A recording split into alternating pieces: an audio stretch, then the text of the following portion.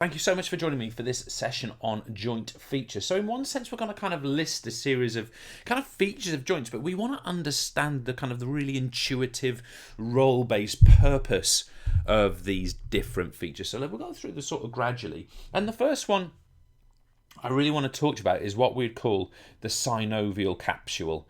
The synovial capsule. Now, I have tried to show this in as much detail as I can on these little images. The capsule is present at all synovial joints. So if we've got a synovial joint, a freely movable joint, then we are going to have some form of joint capsule. And we can see here on this kind of more anatomical image of the knee that we have here is we have this fibrous tissue which surrounding the knee, which is to encase it in a capsule-like structure.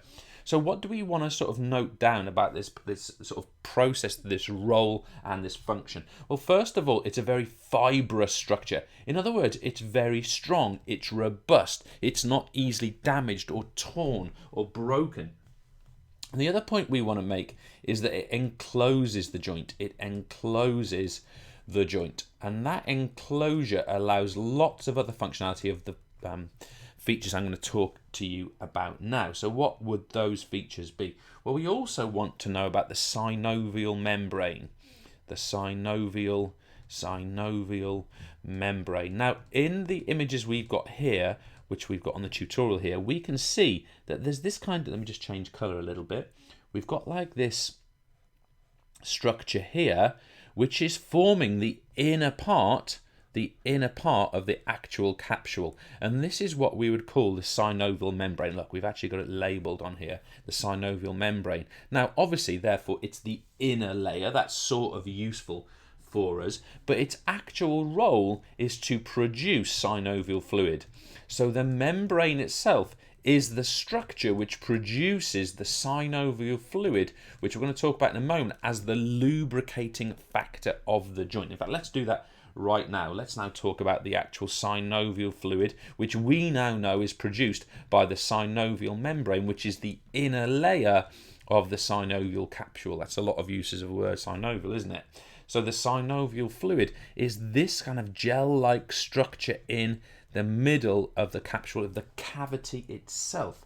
And this synovial fluid, its primary role is to lubricate the joint. Now, a couple of things about synovial fluid. It becomes looser, more malleable, and more lubricating when it is warm. Think about the implications that has when you warm up, for example. The other thing you might want to be aware of is when we move, the membrane itself produces more synovial fluid. So by moving regularly, by moving when one is warmed up, and by gradually doing more expansive, bigger movements as we warm up, we actually use this knowledge to the best way that we possibly can. So that is a good recommendation for all athletes and people taking part in physical activity. Now, we also want to think about the role of cartilage. Now, the cartilage is the structure which actually lines the end of the bone. So here we have some cartilage here, and here we have some cartilage here, and it actually lines the end of the bone. Okay, so let's put that in, end of the bone. End of the bone. Now, what's its actual function? What does it do? And the primary thing we'd say about the cartilage is that it acts as a cushion. So imagine that this was the knee, for example. This is the knee joint. It looks a little bit not too similar to a knee, but anyway, let's just imagine it was the knee joint. If the person lands from a sort of a big drop, think about a rugby player who's lifted in the line-out, for example, and not put down gently, then these cartilage pads, if these bones became closer together, they would prevent the bones from hitting one another. Now, damaged cartilage can happen for all sorts of reasons, but can ultimately lead to conditions of arthritis. Osteoarthritis is where the cartilage gets kind of worn down, and rheumatoid arthritis is when we get illnesses which sort of damages the cartilage. Cartilage has no blood supply, so if we damage it, if we injure it, we cannot mend it. We can do certain surgeries to improve its functionality, but as there's no blood supply, we can never make that cartilage better, as it were, which is quite a unique structure in the body in that way, actually. Two more to go. I also want to talk to you about the role of ligaments. Now, ligaments have one primary function in the body, and they're there to stabilize joints.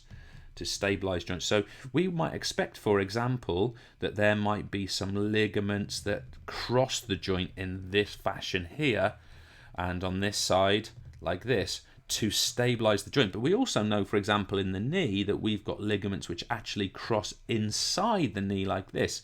You probably know those names of those ligaments, but what we want to talk about here is their function. The function of those ligaments is to stabilize that joint, and for example, to prevent the knee moving in directions. If it was the knee, I don't think this is, but it's to prevent the joint moving in directions that it's not supposed to go.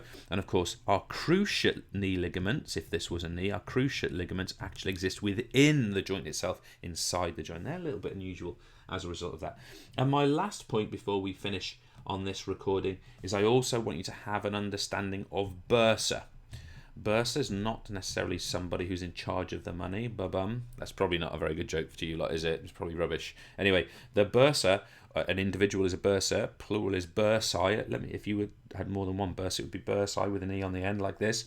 The job of the bursa, they're like little fluid-filled sacs. Now, for example, we have some bursa which sit below the patella, which cushions the contact point between the softer knee tissues and the hard patella tissues. So bursa are what we call fluid-filled sacs, and these sacs are often tiny in structure, maybe like 1 drop or 2 drops of fluid. But what of course they do is they prevent the rubbing and the damage of hard structures hitting onto softer structures, and therefore limiting and damaging the capacity of those features of the joint.